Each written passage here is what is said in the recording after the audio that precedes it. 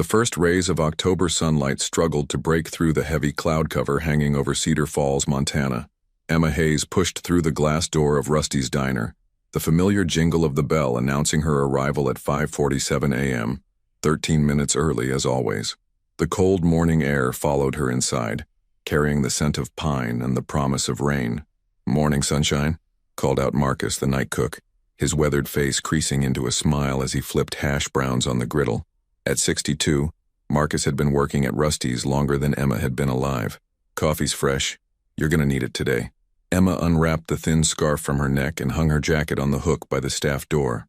Her waitress uniform, a pale blue dress with white trim that had seen better days, was clean but faded from countless washes. "Busy night? Trucker convention," Marcus chuckled, gesturing toward the dining area where a few weary drivers nursed their coffee in the vinyl booths. "They've been rolling through since midnight. Highway Patrol said there's construction on I-90, so everyone's detouring through our little slice of paradise." Emma tied her apron and grabbed the coffee pot, muscle memory guiding her through the morning routine she'd performed hundreds of times. 3 years of double shifts had etched every corner of this diner into her mind. Table 4 had a wobbly leg. The second booth from the window got the best morning light. The register drawer stuck if you didn't jiggle it just right. "Emma, sweetheart," Mrs. Patterson waved from her usual corner booth, her silver hair perfectly curled despite the early hour. At 78, she came in every morning at 6 o'clock sharp for oatmeal and gossip. "Did you hear about the Henderson boy got accepted to that fancy school in Seattle?" "That's wonderful, Mrs. Patterson." Emma smiled genuinely, refilling the elderly woman's coffee cup. "His mother must be so proud." "Oh, she is. But you know, it got me thinking." Mrs. Patterson's eyes softened with concern. "When are you going to think about yourself, dear?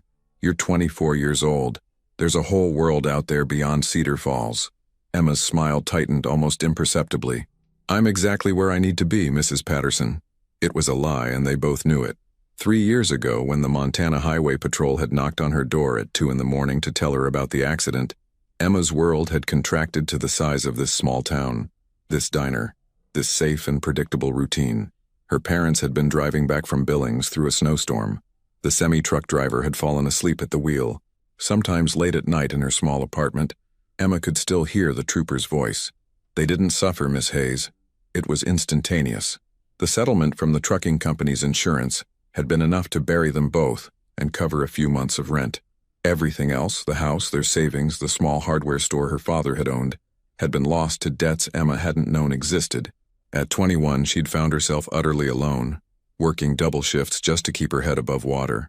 "Table 6 needs menus," Marcus called out, breaking Emma's reverie. She shook off the memories and grabbed the laminated menus, her professional smile sliding back into place. 2 men in suits sat at table 6 looking distinctly out of place among the truckers and farmers. One was older, maybe late 50s, with iron gray hair and the rigid posture of someone accustomed to authority. The younger one, probably in his 30s, had his phone out typing rapidly. "Good morning, gentlemen. Coffee to start?" The older man looked up, his eyes sharp and assessing in a way that made Emma's skin prickle. "Black, 2 cups. We won't be staying long." Something about his tone suggested this wasn't a request but a statement of fact. Emma poured the coffee and retreated to the counter, watching the men from the corner of her eye. They spoke in low, urgent tones, the younger one showing the older something on his phone screen.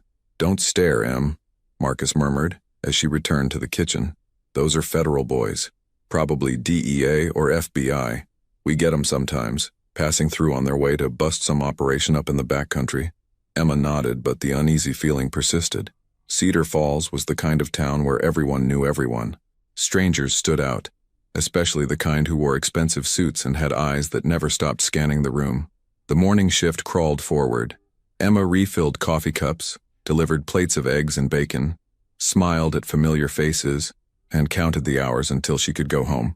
The small television mounted in the corner was tuned to the local news, the weatherman gesturing enthusiastically at a map showing a storm front moving in from the west. Expecting significant rainfall beginning this afternoon with temperatures dropping into the low 30s tonight. Residents in mountain areas should prepare for possible snow at higher elevations. This October storm system is moving faster than initially predicted. "Great," muttered Frank, one of the regular truckers. "Just what I need." Another delay. By 11 o'clock, the breakfast rush had faded. Emma wiped down tables, her mind already shifting to the afternoon shift she'd agreed to cover for Sarah, who had a sick kid at home. The double shift would mean 12 hours on her feet, but it also meant time and a half pay, and her rent was due next week. "Emma, you can take your break," Marcus said, sliding a plate of scrambled eggs and toast across the counter. "Eat something. You look tired." She was tired. Tired of counting pennies. Tired of going home to an empty apartment. Tired of the sympathetic looks from people who remembered her parents. Tired of being the girl who had lost everything and was just stuck. But Emma Hayes had learned that complaining changed nothing, so she ate her eggs, thanked Marcus, and went back to work. At 2:15 p.m., Emma clocked out, her feet aching in her worn sneakers. The cloud cover had thickened throughout the day, turning the sky a sullen gray that pressed down on the mountains surrounding Cedar Falls. She pulled her jacket tight against the wind and headed to her pickup truck, a 2008 Ford F-150 that her father had bought, used and kept running with love and stubbornness. It was one of the few things she had left of him. The engine coughed twice before turning over. Emma patted the dashboard affectionately. "Come on, old girl, just get me home." Highway 212 stretched out before her, a ribbon of asphalt cutting through dense pine forests and rolling hills. This route was burned into her memory. She'd driven it thousands of times, knew every curve and pothole. At this hour, traffic was light. Just a few trucks hauling timber and the occasional tourist vehicle heading toward Yellowstone. Emma turned on the radio, hoping for music, but found only static and fragments of talk radio.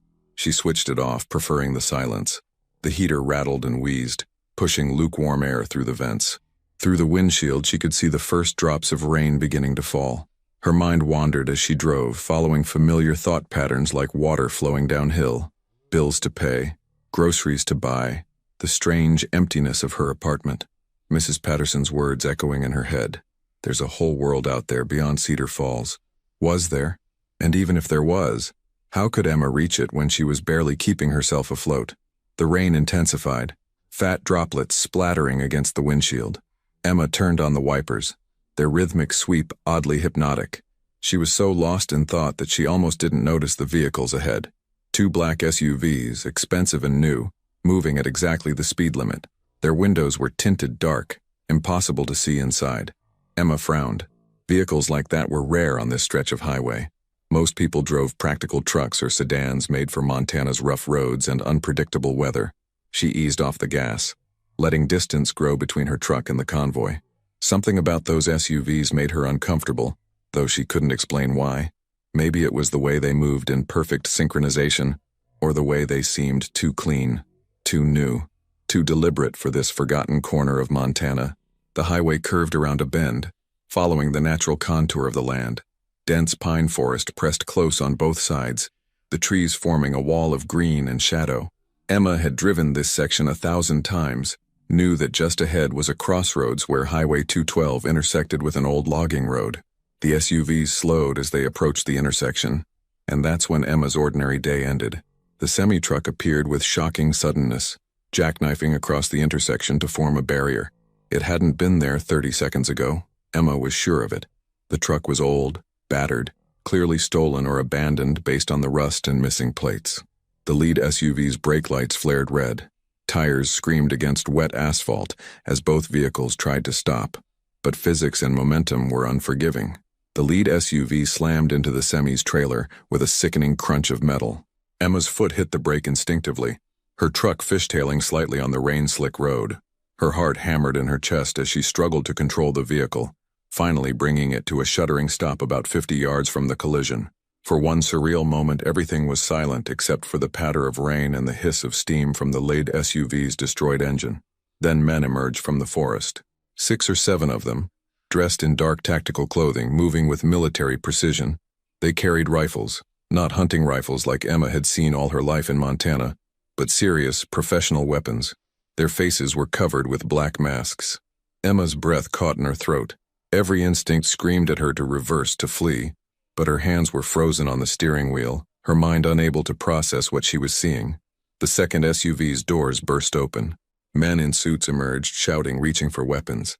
The sound of gunfire shattered the air, sharp, explosive cracks that echoed through the forest.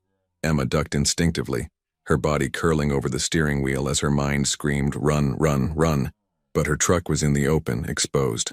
If she moved, they would see her. The gunfight was brief and brutal. The suited men from the SUVs were outnumbered and outmaneuvered. Emma heard shouting. More shots. Then an eerie silence broken only by moaning and the rain. She risked lifting her head just enough to peer over the dashboard. The scene before her looked like something from a movie, the kind she'd always changed the channel from because they seemed too violent, too unreal. Bodies on the ground, the SUVs, windows shattered, the masked men moving efficiently, checking the vehicles, dragging someone from the second SUV. A man. Tall, dark-haired, blood streaming from a cut on his forehead. His expensive suit was torn, but even in chaos he held himself with an almost unnatural composure. Two of the masked men gripped his arms, forcing him to his knees on the wet asphalt. Emma should have stayed hidden, should have slowly, carefully put her truck in reverse and disappeared back down the highway, should have driven straight to the sheriff's office and reported what she'd seen. But as she reached for the gear shift, her hand knocked against the truck's horn. Honk! The sound was obscenely loud in the tense silence. Every head turned toward her truck. No, no, no, Emma whispered, fumbling with the gear shift, her hands shaking so badly she could barely grip it. There, one of the masked men pointed at her truck.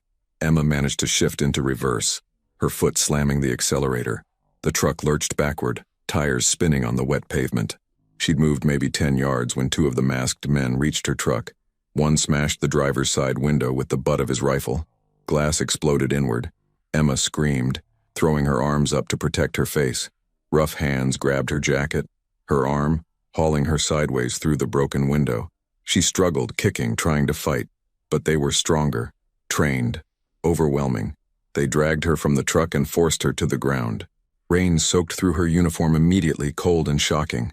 Emma's cheek pressed against the wet asphalt, her mind reeling, unable to comprehend how her ordinary day had become this nightmare. "Please," she managed to gasp.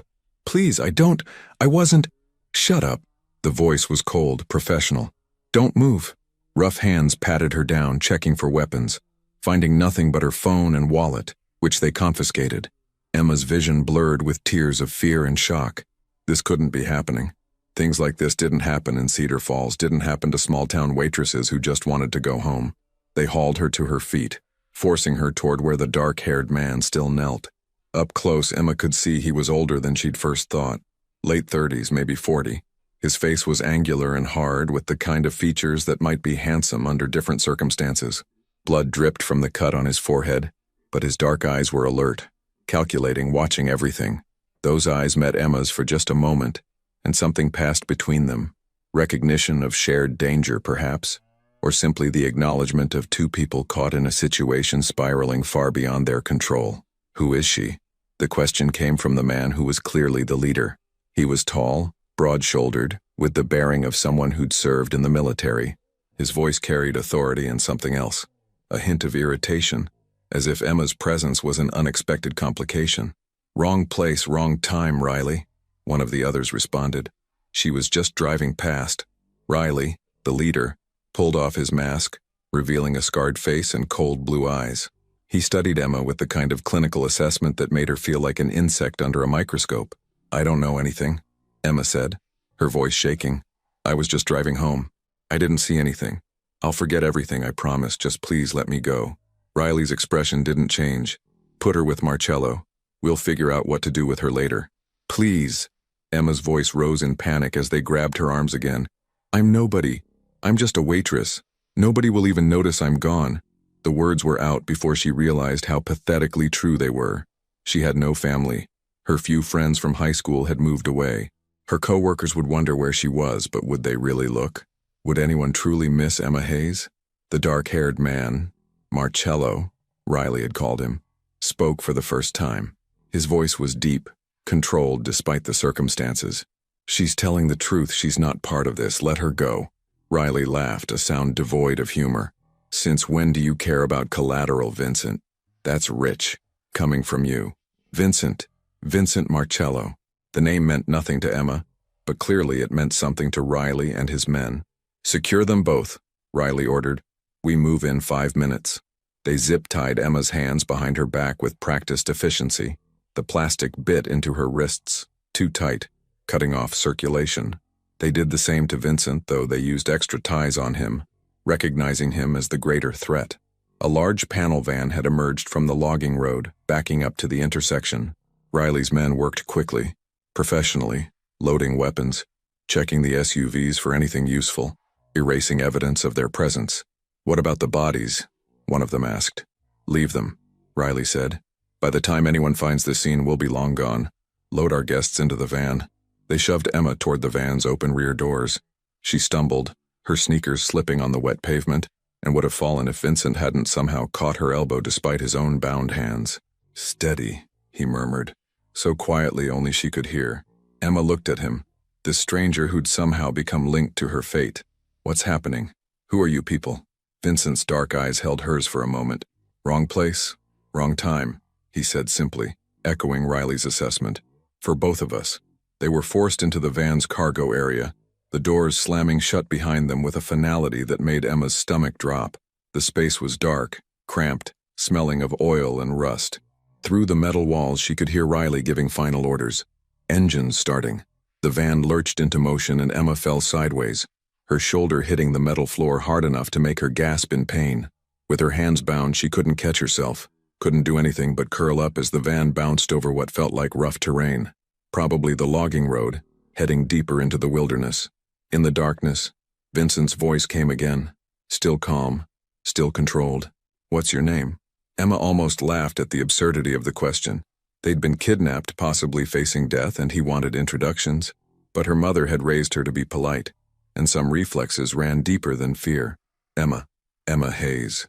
"Emma." He said it like he was memorizing it, filing it away. "I'm Vincent Markello, and I'm sorry you got caught up in this." "Are they going to—" Emma couldn't finish the sentence, couldn't voice the question that was tearing through her mind. Vincent was quiet for a long moment. When he spoke, his voice was harder, more realistic than she wanted to hear. "I don't know. But Emma?" "Yes? If we want to survive this, we're going to need to work together. Can you do that?" Emma thought about her small apartment, her job at the diner, the ordinary life she'd been so tired of just hours ago. She thought about Mrs. Patterson and Marcus and all the familiar faces she might never see again. She thought about her parents, buried in Cedar Falls Cemetery, and wondered if this was how they'd felt in those final seconds before the truck hit them. The van hit a pothole, bouncing them both violently. Emma tasted blood where she'd bitten her lip. "Yes," she whispered into the darkness. "Yes, I can do that."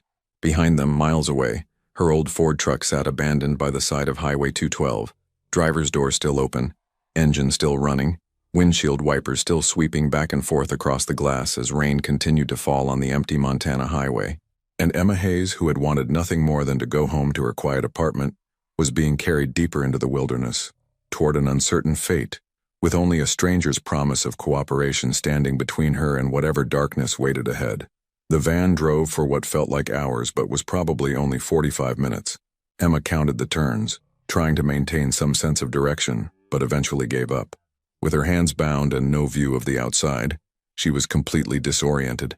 Beside her in the darkness, Vincent remained unnaturally still. Emma could hear his breathing, controlled, measured, as if he were meditating rather than kidnapped. The calmness should have been reassuring, but instead it unsettled her. What kind of person stayed this composed in a situation like this? When the van finally stopped, Emma's muscles were cramped and aching, the engine cut off, and she heard voices outside, muffled by the metal walls. Footsteps. The rear doors swung open, revealing a gray afternoon sky heavy with rain clouds. Riley stood at the doors, flanked by two of his men. "Welcome to your accommodations," he said dryly. "Out. Now." Rough hands grabbed Emma's arms, hauling her from the van. Her legs, stiff from the ride, nearly buckled. She stumbled onto muddy ground, her sneakers immediately soaking through. They were in a clearing surrounded by dense forest, towering pines that blocked most of the fading daylight. Old, dilapidated buildings dotted the area, a main lodge with a collapsed roof, several storage sheds in various states of decay, and the rusted hulks of logging equipment long abandoned. This had been a logging camp once, probably decades ago before environmental regulations and changing economies had shut it down. Now it was a ghost town, miles from anywhere, perfect for people who didn't want to be found. Vincent was pulled from the van behind her. In the dim light, Emma could see him more clearly now. His dark suit was torn and dirty, the white shirt beneath stained with blood from the cut on his forehead. But his posture remained straight, his expression unreadable. He surveyed the camp with the same calculating gaze she'd seen earlier. "The honeymoon suite is this way." Riley gestured toward one of the more intact storage sheds. It was small, maybe 10 feet by 12, with weathered wood siding and a single window covered with plywood. "Hope you two get along. You're going to be spending some quality time together." They were shoved toward the shed, Emma stumbling in the mud. Vincent moved more smoothly despite his bound hands, maintaining his balance with practiced ease. Riley opened the shed's door, a heavy wooden thing that creaked on rusty hinges, and pushed them inside. The interior was dim and smelled of mold and old wood. Empty shelves lined one wall. A few pieces of broken equipment lay scattered on the dirt floor. No chairs, no blankets, nothing that might provide comfort. The plywood over the window blocked most of the light, leaving only thin cracks where gray daylight seeped through. "Make yourselves at home," Riley said. "Oh, and don't bother trying to escape. We'll have guards posted all night. Anyone who tries to leave gets shot. Clear?" "Crystal," Vincent said flatly. Riley studied Vincent for a long moment, something like satisfaction in his cold eyes. "Your people are going to pay a fortune to get you back, Marcello. Until then, sit tight." His gaze shifted to Emma, and his expression hardened. "As for you, Miss Hayes, you're just insurance. Behave, and maybe you'll live through this." The door slammed shut. Emma heard a heavy bar drop into place on the outside, locking them in. Footsteps retreated across the muddy ground, followed by voices giving orders, engines starting. Then silence. Emma stood frozen, her heart pounding so hard she could feel it in her throat. The reality of the situation crashed over her like a wave. She was locked in a shed in the middle of nowhere with a stranger, held prisoner by armed men who had already demonstrated they were willing to use force. She might die here. She might never see Cedar Falls again, never sleep in her own bed, never— "Emma," Vincent's voice cut through her spiral of panic. "I need you to focus. Can you do that?" She turned to look at him. In the dim light, his face was all shadows and angles. "Focus on what? We're locked in a shed by people who'll shoot us if we try to leave." "I know, but panicking won't help." His tone was matter-of-fact, almost gentle. "Right now we need to assess our situation and figure out our next move." "Next move?" Emma's voice rose, edging toward hysteria. "What next move? We're tied up and locked in." "Yes, and they'll keep us alive as long as we're useful." Vincent shifted, trying to find a more comfortable position with his bound hands. "Riley's planning to ransom me. That means he won't kill me until he gets paid, and he'll keep you alive as leverage to keep me cooperative." The cold logic of it made Emma's stomach turn. "That's supposed to make me feel better? It's supposed to give you a timeline. We have time to think, to plan." Vincent moved to the wall, sliding down into a sitting position. Even bound and imprisoned, he moved with a kind of controlled grace. "Come on, sit down before you fall down, you're shaking." Emma realized he was right. Her legs were trembling, adrenaline crash mixing with delayed shock. She stumbled to the opposite wall and sat, her back against the rough wood. Her uniform was still damp from the rain, and the shed's dirt floor was cold beneath her. For several minutes, neither spoke. Emma tried to slow her breathing, to calm the racing of her heart. Outside, she could hear the sounds of the camp. Men talking, equipment being moved, the occasional laugh, normal sounds that seemed obscene given the circumstances. "Who are you?" Emma finally asked. "Riley called you Marcello. He said your people would pay a ransom." "What does that mean?" Vincent was quiet for a long moment. When he spoke, his voice was carefully neutral. "It means I'm someone whose family has money. That's all you need to know." "That's not all," Emma pressed. "This wasn't random. They were waiting for you on that highway. They knew you'd be there. This was planned, very observant. A hint of something, approval maybe, colored his tone. Yes, it was planned. I have enemies. Apparently some of them decided to make a move."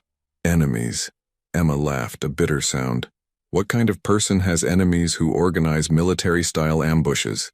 Vincent turned his head to look at her, his dark eyes unreadable in the dim light. "The kind of person you probably don't want to be locked in a shed with." The implication hung in the air between them. Emma thought about the expensive suit, the way Riley's men had treated him with a mixture of fear and respect, the casual way Vincent had accepted the violence of the ambush as if it were just another day. Pieces clicked together in her mind. forming a picture she didn't want to see. You're a criminal. It wasn't a question. That's a relative term, Vincent said. But yes, I suppose by most definitions I am. Emma pulled her knees up to her chest, wrapping her bound arms around them as much as she could. Great. Perfect. I'm going to die in the woods with a criminal because I honked my horn at the wrong time. You're not going to die, Vincent said firmly. Neither of us is. But I need you to trust me, Emma. Can you do that? Trust you? Emma's voice cracked. I don't even know you. You just admitted you're a criminal. I know. Vincent's voice softened slightly. And you have every right to be afraid. But right now, I'm the best chance you have of getting out of this alive. Those men out there? They're professionals, probably former military. Riley's the leader. He's smart, disciplined, won't make mistakes easily. This operation took planning, resources, inside information. Inside information? Someone told them where I'd be, what route I was taking. Vincent's jaw tightened. Someone close to me betrayed me, which means this situation is more complicated than a simple kidnapping. Emma processed this, her mind still struggling to adapt to a reality so far from her normal life. What do we do? First, we get these ties off. Vincent stood, moving to the corner of the shed where a piece of old rusted equipment sat. There's a sharp edge here. If we're careful, we can cut through the plastic. It took nearly an hour of patient work, their hands growing numb from the effort, but eventually Emma felt the zip tie around her wrists snap. Relief flooded through her as blood rushed back into her hands. They tingled painfully, but she could move them again. She helped Vincent with his ties. There were 3 on him. Extra security the guards had deemed necessary. The last one proved stubborn, but finally gave way. Vincent rubbed his wrists, wincing slightly as circulation returned. Better, he said. Now we can actually do something if an opportunity presents itself. Emma moved to the plywood-covered window, peering through one of the cracks. Outside, night had fallen completely. She could see the glow of a fire in the clearing, the guards warming themselves. Shadows moved around the flames. She counted at least 4 men visible, but there could be more in the other buildings. The temperature had dropped significantly. Emma could see her breath misting in the cold air.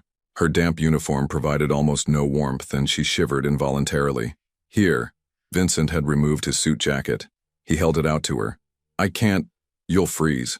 I'm wearing more layers than you. It was true. Beneath the jacket, he had a vest and shirt. Take it.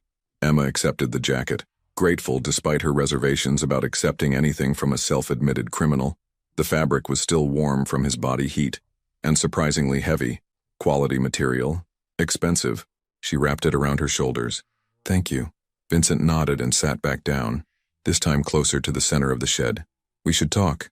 Staying awake will help us stay warm. Talk about what? Anything. Everything.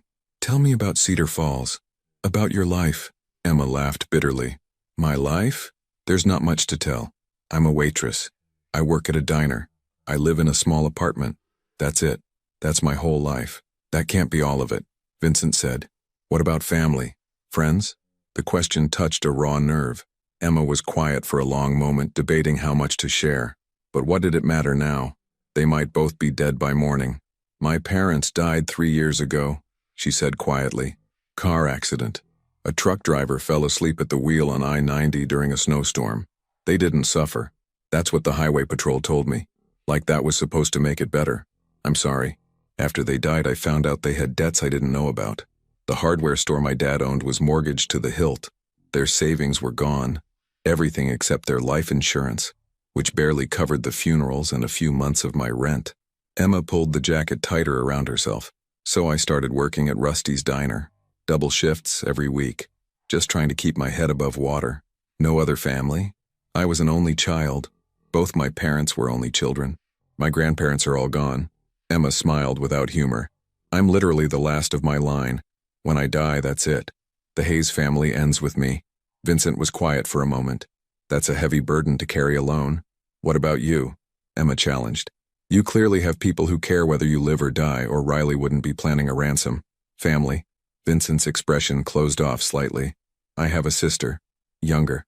We're not close. Why not? Because of the choices I've made. The life I've chosen. Vincent leaned his head back against the wall.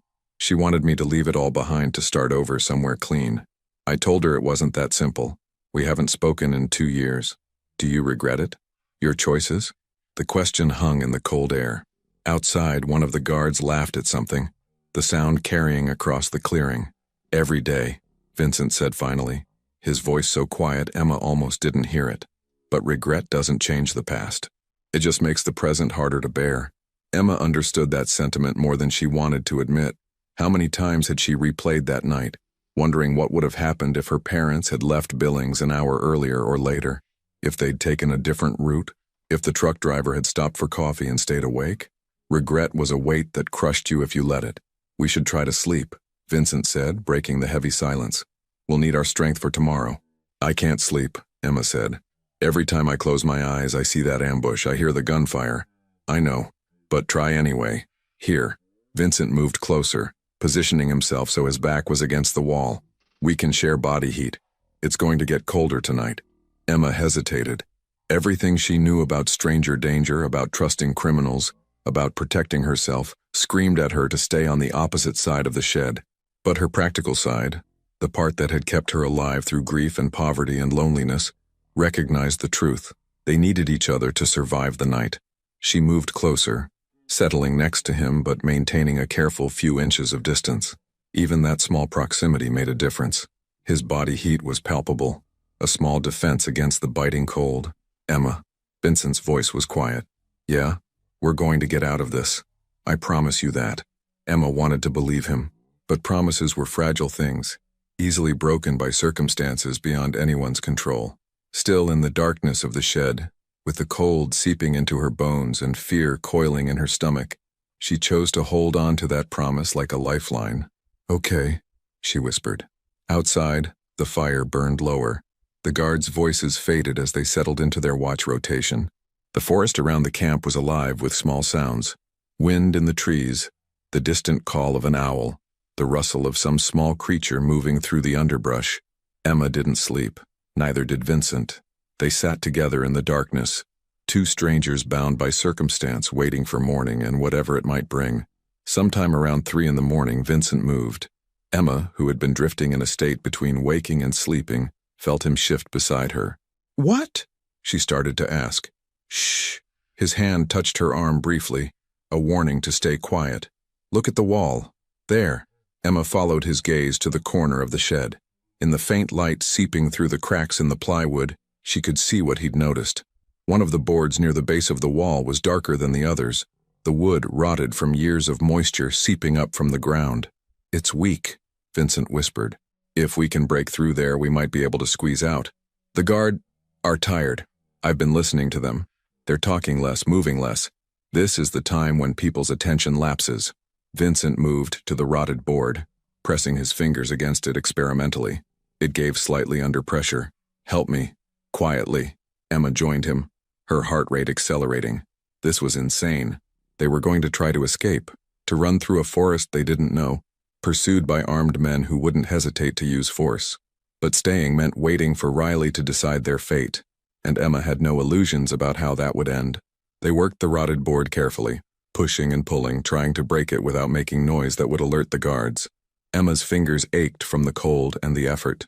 Splinters dug into her skin, but slowly, agonizingly, the board began to give way. A crack, too loud in the silent night. They both froze, listening. Outside, one of the guards coughed. Footsteps moved near the shed, then away. A lighter flicked, illuminating a guard's face briefly as he lit a cigarette. Vincent waited a full minute before trying again. This time he used his shoulder, applying steady pressure rather than sudden force. The rotted wood groaned softly, then broke, a section about 18 inches wide coming free in his hands. The hole was small, barely large enough for a person to squeeze through. Emma looked at it doubtfully. You first? Vincent whispered. You're smaller. If you get stuck, I can push. Emma's heart hammered as she approached the hole. The gap between the bottom of the shed and the ground was perhaps 6 inches. She'd have to squeeze through while lying nearly flat. Every instinct screamed that this was a terrible idea, that they should wait, that there had to be a better way. But Vincent's eyes were on her, steady and certain, and she found herself nodding. She lay down on the cold dirt floor and pushed her head through the gap. The rotted wood scraped against her shoulders, catching on the fabric of Vincent's jacket. For a terrifying moment she thought she was stuck, that she'd triggered a trap, that guards would come running. Then Vincent's hands were on her ankles, pushing gently, and she popped through like a cork from a bottle. The night air hit her like a physical blow, so cold it made her gasp. She was outside beneath the shed, the ground muddy and smelling of decay. Emma pulled herself forward on her elbows, army crawling until she was clear of the building. The campfire had burned down to embers, providing just enough light to see by. She counted 3 guards visible, 1 by the fire, 2 others near the main lodge building. None were looking toward the storage shed. Vincent emerged behind her with surprising silence for a man his size. He'd shed his vest and shirt, wearing only a thin undershirt to reduce bulk, and carried the other clothes in his teeth. Once clear of the shed, he pulled them back on quickly. They were out, but now came the hard part. The forest began about 30 yards from the shed, 30 yards of open ground, muddy and exposed, where the guards would spot them instantly if they looked the right direction. There was no cover, no distraction, nothing to help them. Vincent touched Emma's arm, pointing toward the darkest section of tree line, away from the fire's glow. She nodded, understanding. They moved. Emma had never moved so carefully in her life. Each step was placed with agonizing slowness, testing the ground before committing weight. The mud tried to suck at her sneakers, making obscene, squelching sounds that seemed impossibly loud. Behind her, Vincent moved like a ghost, his expensive shoes somehow finding purchase in the treacherous ground. 15 yards. 20. Emma's muscles screamed from the tension of moving so slowly. Her breath came in short, quiet gasps that misted in the cold air. One of the guards stood, stretching. He turned, scanning the camp. Emma and Vincent froze, pressing themselves flat against the ground. The mud soaked through Emma's clothes instantly, shockingly cold. She held her breath, certain the guard would spot them, would raise the alarm, would end their escape before it truly began. The guard's gaze swept over them without pausing. He said something to his companion, laughed, then sat back down. Vincent tapped Emma's leg. They moved again. 25 yards. The tree line was so close now. Emma could see individual branches, could smell the pine needles and damp earth. Then they were across, slipping into the shadow of the trees, and Emma wanted to sob with relief. But Vincent didn't stop. He grabbed her hand and pulled her deeper into the forest, moving quickly now, putting distance between them and the camp. Branches whipped at Emma's face. Roots tried to trip her, but adrenaline drove her forward. Fear, a powerful motivator. Behind them, she heard a shout, then another. Then the camp erupted into activity. Lights flicking on, engines starting, voices calling to each other. "Run!" Vincent's voice was urgent. They ran. The Montana wilderness at night was a labyrinth of shadows and unseen dangers. Emma crashed through underbrush, her sneakers sliding on wet pine needles, her breath burning in her lungs. Vincent stayed close, sometimes leading, sometimes following, adapting to the terrain with surprising skill. Emma had no idea where they were going. In the darkness, every direction looked the same, just endless trees and darkness. But Vincent seemed to have some sense of orientation, steering them downhill, following what might have been a game trail. Behind them, the sounds of pursuit grew louder, engines revving, men shouting, flashlight beams cutting through the trees. "They're using vehicles," Emma gasped as they paused behind a massive fallen log. "They'll catch us." "Not in this terrain," Vincent replied, breathing hard but controlled. "The logging roads don't go everywhere. We just need to get deep enough into the forest that they can't follow on wheels." A creek materialized out of the darkness, the water black and fast-moving. Vincent didn't hesitate, wading in. The water came up to his knees, and Emma heard him hiss at the cold. "Come on. The water will hide our trail." Emma followed, and the cold was so intense it felt like knives stabbing her legs. The creek's current pulled at her, trying to sweep her downstream. She stumbled, and Vincent's hand shot out, gripping her arm, steadying her. They waded downstream for what felt like forever, but was probably only 5 minutes. Emma's legs went numb. Her teeth chattered so hard she thought they might crack. But behind them the sounds of pursuit seemed more distant, confused. Finally, Vincent led them out of the creek and back into the forest. Emma's legs barely supported her. Every step was agony as feeling returned to her frozen limbs. They kept moving, driven by fear and survival instinct. The forest began to thin slightly, the trees less dense. The ground rose steeply, forcing them to climb. Emma's muscles burned, her lungs screaming for air. At the top of the rise, Vincent stopped suddenly. There, Emma followed his gaze. Ahead, perhaps 20 yards, was a rock outcropping, a natural shelter formed by massive boulders that had tumbled together at some point in the distant past. The space beneath the rocks created a small cave, maybe 8 feet deep and 4 feet high. They scrambled toward it. The ground inside was dry, covered with old pine needles and leaves. It smelled of earth and stone, but it was out of the wind, out of sight. Emma collapsed immediately, her body shaking uncontrollably. She was soaked from the creek, her uniform plastered to her skin, Vincent's jacket heavy with water.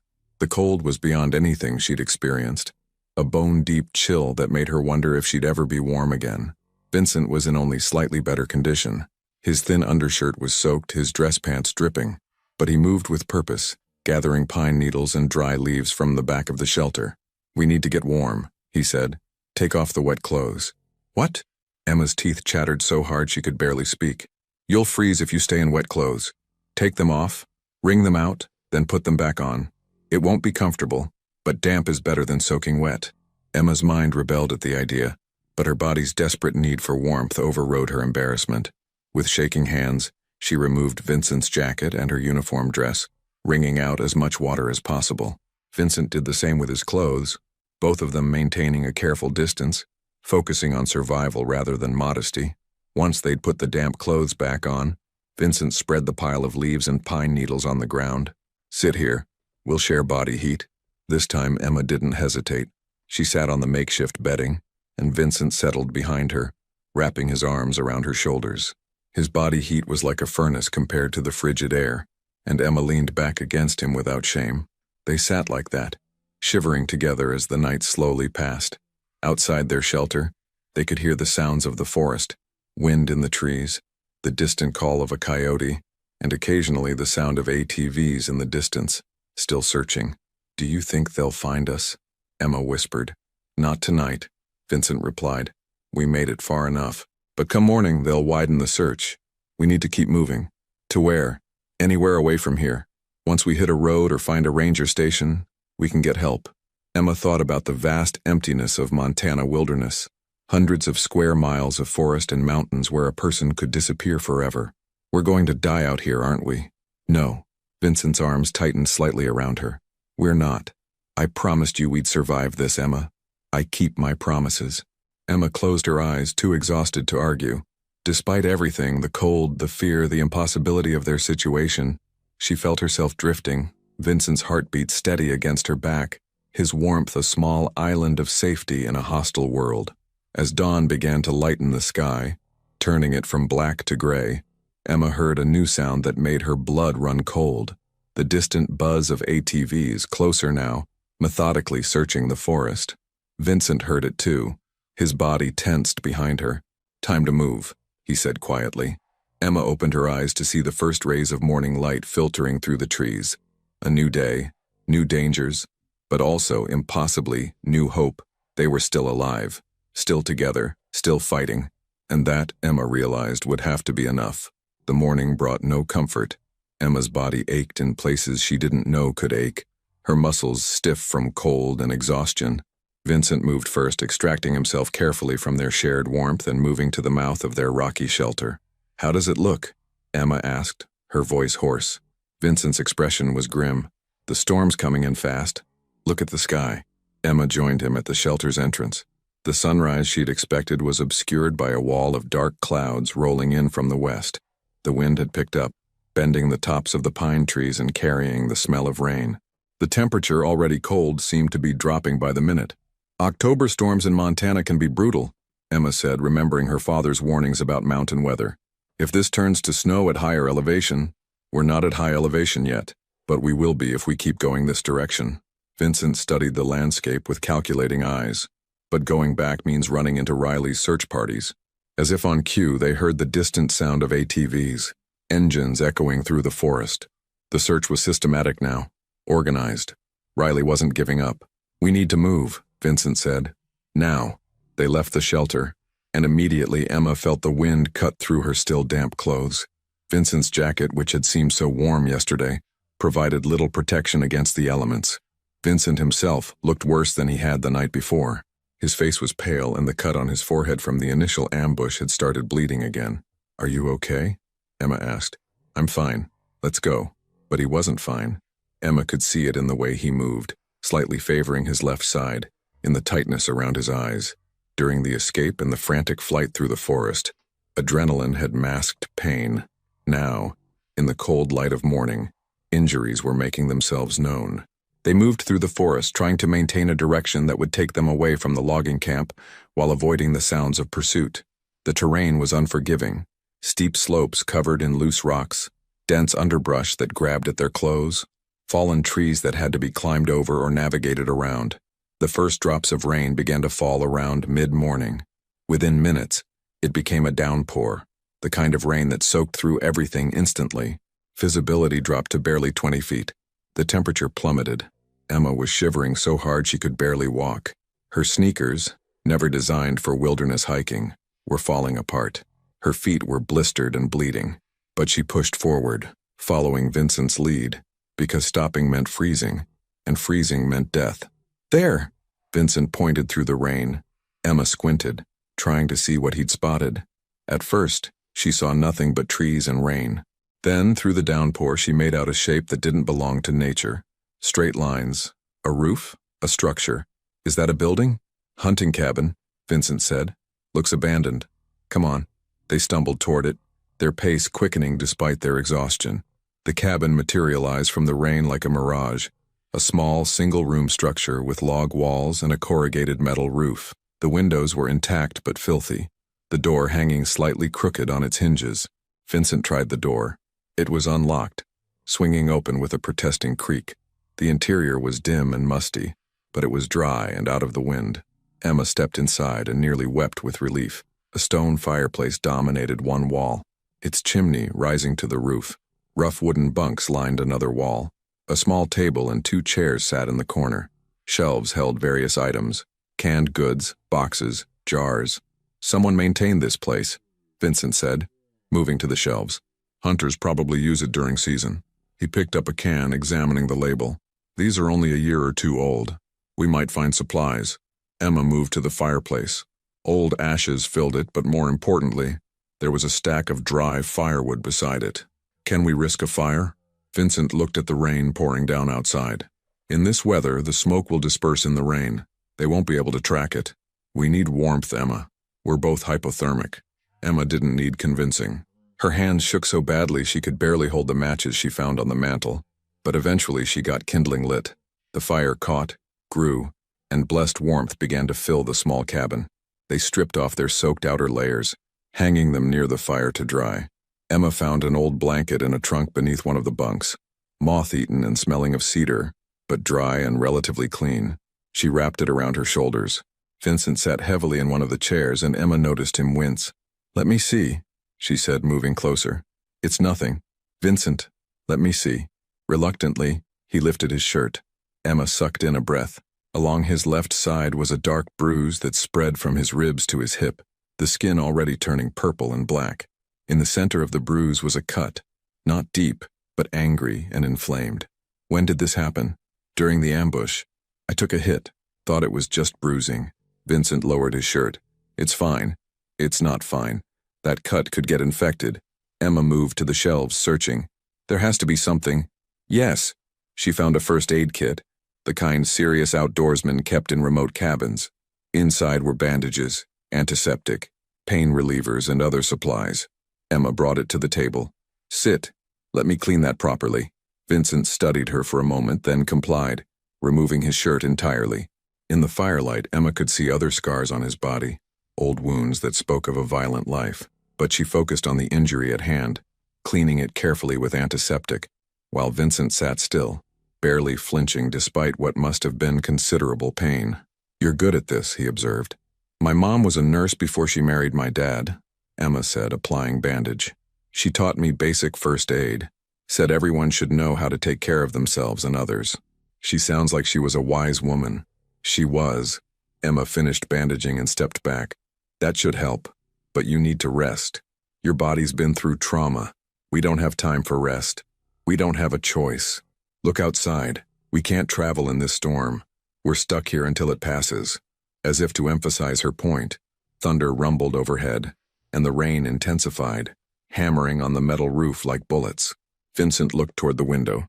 his jaw tight with frustration, but he nodded. A few hours, then we move. Emma explored the cabin more thoroughly while Vincent rested.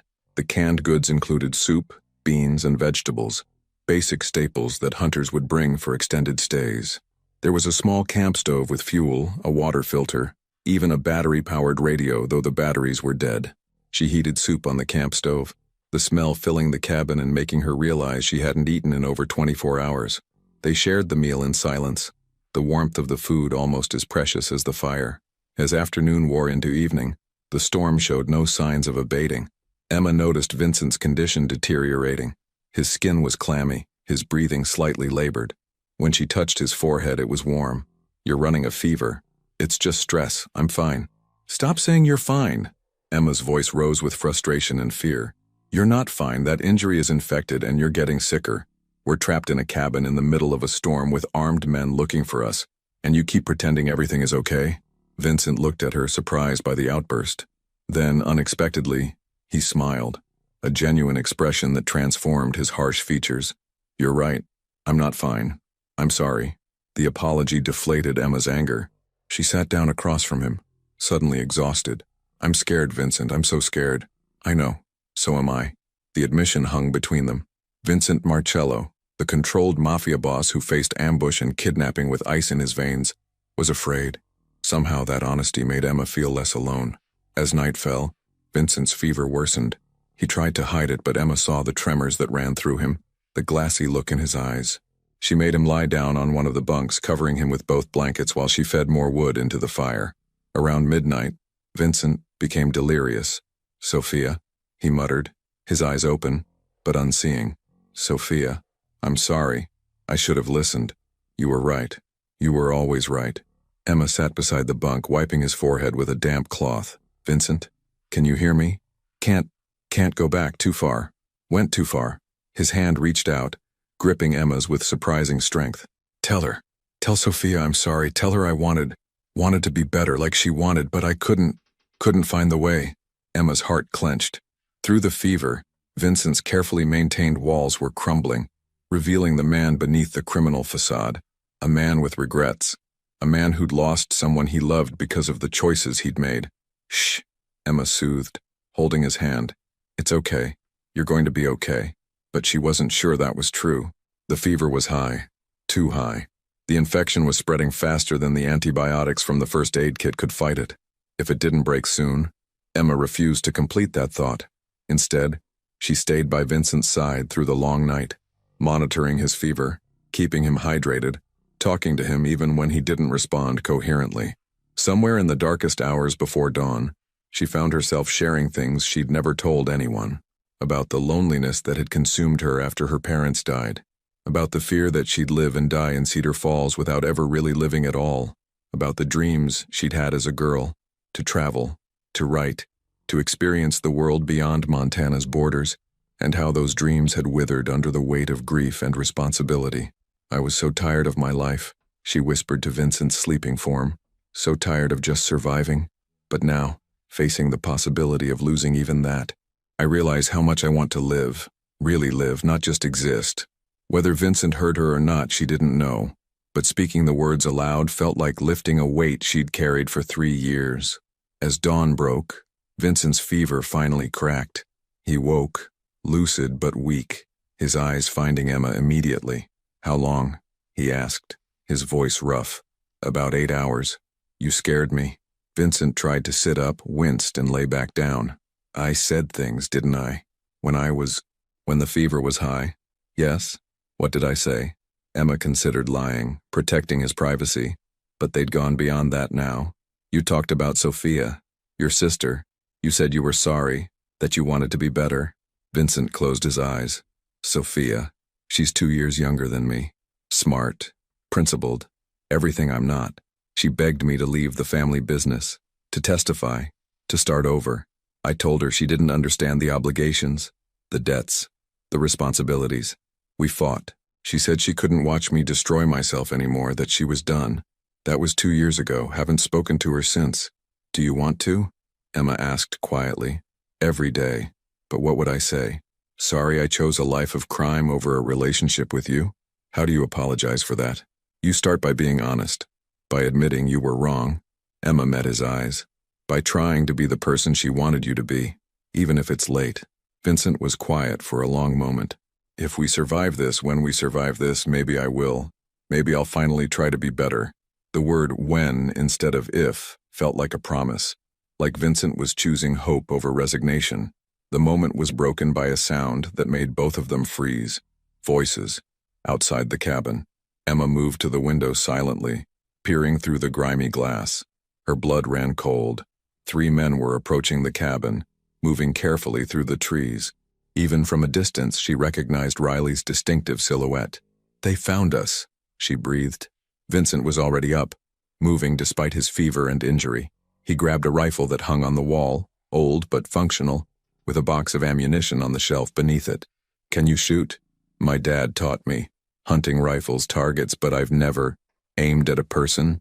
Vincent checked the rifle, loading it with practiced efficiency. "I know, but if it comes to that, Emma, you have to be ready. They won't hesitate." Emma's hands shook as Vincent showed her how to hold the rifle, where to aim, how to breathe and squeeze the trigger smoothly. The weight of it felt wrong, obscene. This wasn't target practice with her father on lazy summer afternoons. This was life and death.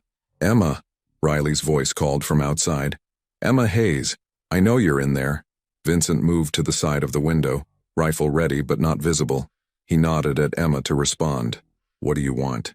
Emma called back, her voice stronger than she felt. "I want to make you an offer," Riley said. "You don't belong in this. You're just collateral damage. Give us Marcello and you walk away. You go back to your life, back to Cedar Falls, and forget any of this happened." Emma looked at Vincent. His expression was carefully neutral, but she saw something in his eyes, a willingness to sacrifice himself if it meant she lived. "No," Emma said firmly. "No?" Riley sounded genuinely surprised. "Miss Hayes, think about what you're saying. You're protecting a criminal, a man who has hurt people, who has built his life on violence and exploitation. Why would you risk your life for someone like that?" Because somewhere in the last 36 hours, Vincent had become more than a criminal to Emma. He'd become a person, flawed, damaged, but trying. A man who held her when she was cold, who promised they'd survive together, who protected her even when it cost him. "Because we survive together or not at all," Emma said, the words feeling true and right. "Leave now, Riley, while you still can." Riley laughed, but there was no humor in it. Wrong answer. The first shot shattered the cabin's front window. Emma dropped instinctively, glass raining down around her. Vincent returned fire immediately, the rifle's report deafening in the small space. "The back!" Vincent shouted. "They'll try to flank us." Emma scrambled to the rear window just as a figure appeared. She raised the rifle, her heart pounding so hard she could barely aim. The man was raising his own weapon, pointing it at the window at her. She fired. The rifle's kick slammed into her shoulder, painful and shocking. Through the ringing in her ears, she heard a cry of pain. The figure fell back, disappearing from view. Emma stared at the rifle in her hands, horrified. She'd shot someone, actually pulled the trigger and hurt another human being. Her stomach lurched, and she thought she might vomit. "Emma!" Vincent's voice cut through her shock. "Stay focused. I need you here." More shots from outside, deliberate and spaced. They were testing the cabin's defenses, looking for weak points. Vincent fired back, economical and precise, making every shot count. The assault lasted maybe 5 minutes but felt like hours. Then abruptly it stopped. Silence. Vincent moved carefully to the window, peering out. "They're pulling back." "You hit one. Looks like a shoulder wound. Not fatal." "They're regrouping." Emma couldn't move, couldn't process. Her hands were shaking so badly the rifle nearly fell from her grip. "Emma." Vincent was beside her suddenly, taking the rifle gently from her hands. "Look at me." She met his eyes, and tears spilled down her cheeks. "I shot someone. You saved our lives," Vincent said firmly. "You saved my life. That man was going to fire into this cabin. You had no choice." "There's always a choice," Emma choked out. "I chose to pull that trigger. I chose to hurt someone." Vincent's expression softened. He cupped her face in his hands, forcing her to maintain eye contact. "Yes, you did. And it will haunt you, probably for the rest of your life. That's what makes you different from men like Riley, from men like me. You feel it. You care. But Emma, you're alive because you made that choice. Don't regret living." His words, his touch, broke something open in Emma. She collapsed against him, sobbing, all the fear and trauma and exhaustion of the past 2 days pouring out. Vincent held her, one hand stroking her hair, murmuring words she couldn't quite hear but understood anyway. When the storm finally passed, both the emotional and the meteorological one, Emma pulled back, wiping her eyes. "I'm sorry, Don't apologize," Vincent said. "Never apologize for being human."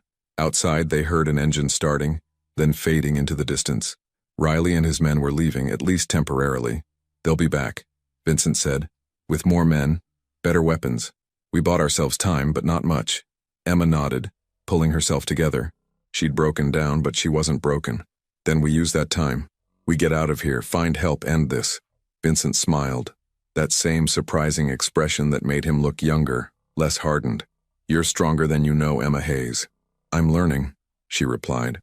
As evening approached and they prepared to leave the cabin, Vincent and Emma sat at the small table, sharing the last of the canned soup. The fire had burned down to embers, the cabin growing cold again, but neither moved to stoke it.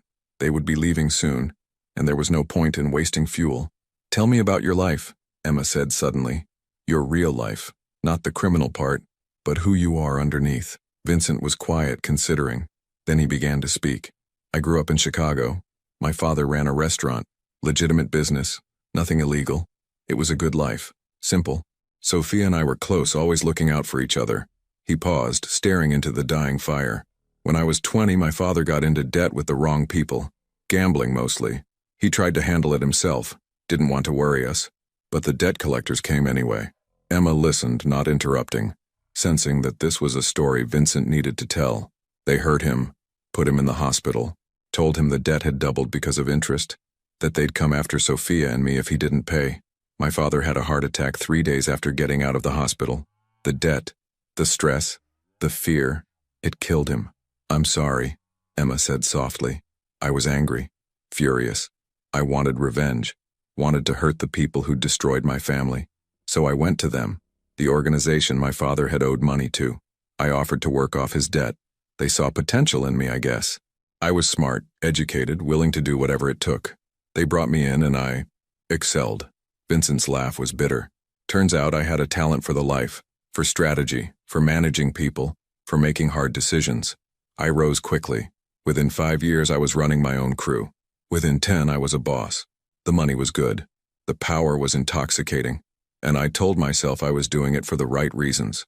To protect Sophia, to honor my father's memory. But you weren't," Emma said, understanding. "No, I was doing it for me.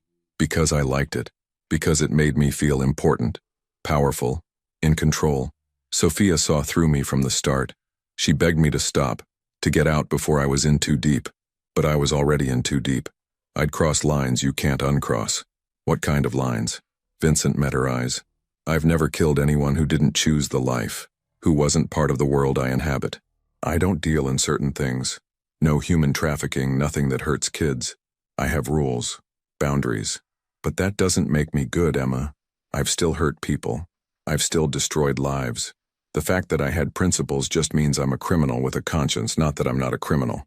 Emma absorbed this, trying to reconcile the man who'd held her through the cold night with the one who admitted to a life of crime. "Why are you telling me this?" "Because you deserve honesty. Because if we're going to survive together, you need to know who I really am."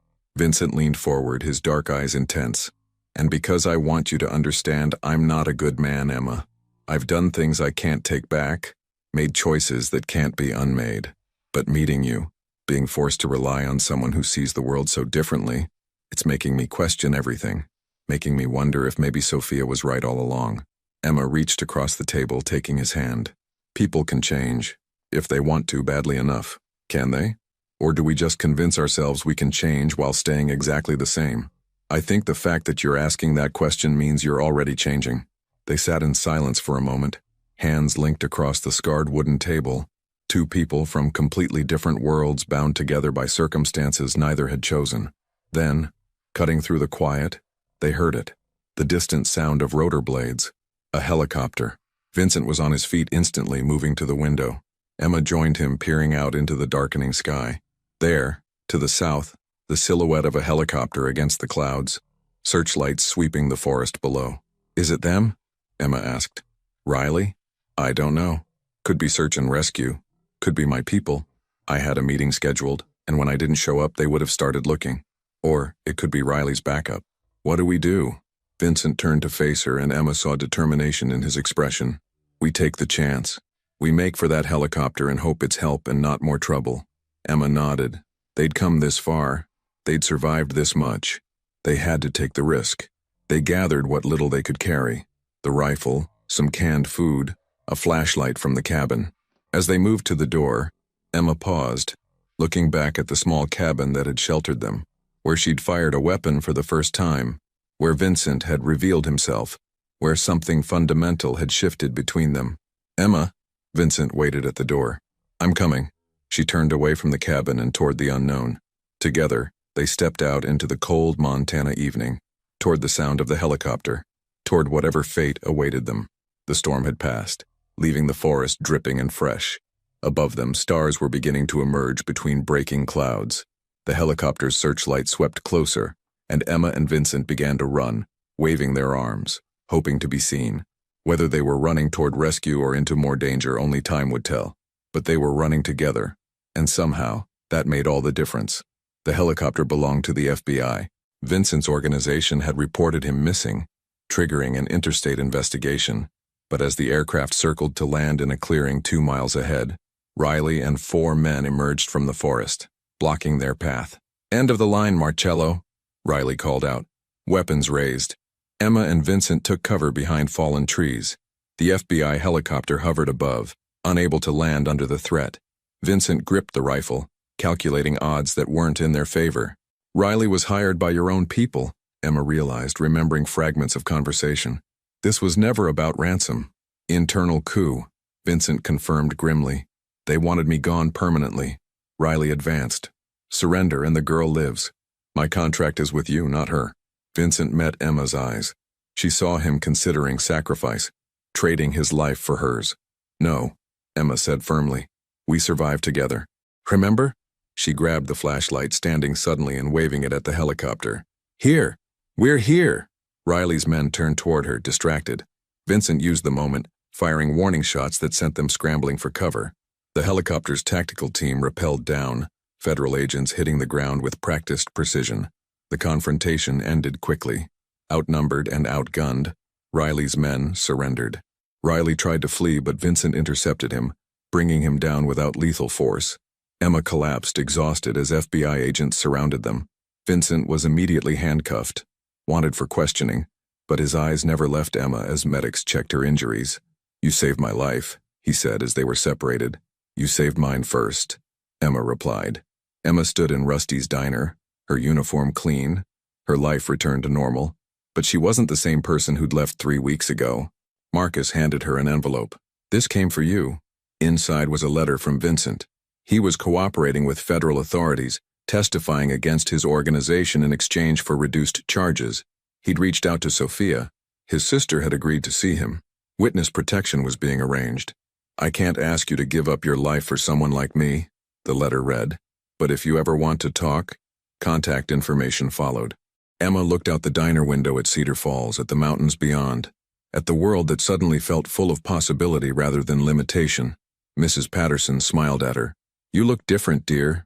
Stronger somehow. I am, Emma said. She pulled out her phone and began typing a message to the number Vincent had provided. She didn't know what the future held, for herself, for Vincent, for whatever connection they'd forged in those desperate days. But she was choosing hope, choosing connection over fear, choosing to truly live. The message sent, Emma smiled and returned to work, knowing that sometimes surviving changes everything.